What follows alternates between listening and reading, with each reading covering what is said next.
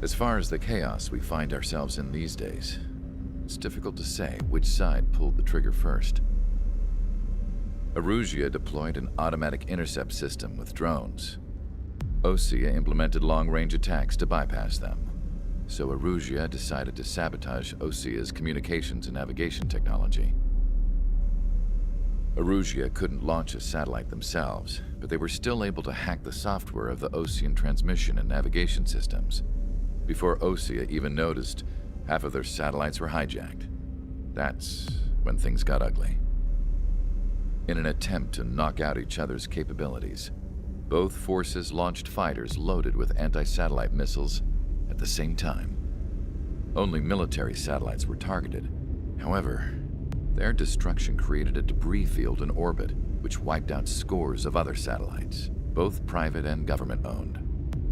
What kept the world relatively sane up to that point had been free-flowing data and information.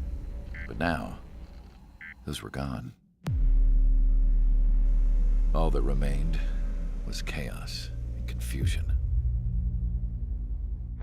Government and civilian broadcasts and transmissions were cut off. The flow of information had ceased. Forces on both sides of the conflict now found themselves unable to communicate with their superiors. Many of the smaller countries annexed by Erusia and yearning for their independence seized the opportunity and started their own uprisings. As for why some of Osea's military decided to break off from the main force and continue on their own, I have no idea. Perhaps there was some sort of dispute over the chain of command. The continent that had once seen wars that were only fought between Osea and Erusia was now full of numerous conflicts between rival leaders vying for power. Insurgencies were everywhere. I even heard a rumor that a group of Osean convicts had rebelled.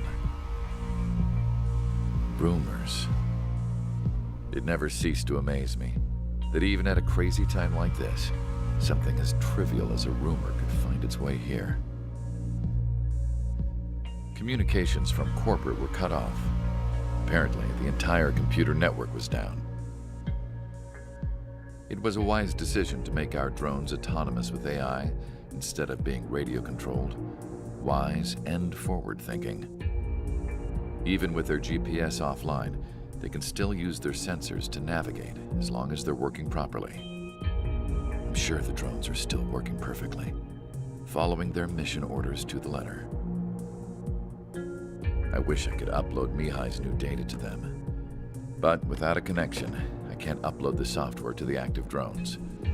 The new ones we're making, though, there should still be enough time to upgrade those before they're activated. I'll be taking the data I've acquired away from the front lines now. Oh, and I'll be taking the girls, too. I told my assistant Masa it was time to get Mihai's granddaughters ready to leave here. She's not much older than the girls, but she has a way about her, and I'm sure she won't have any trouble with them. I saw a plane flying off in the distance. I imagine it was looking for a safer place.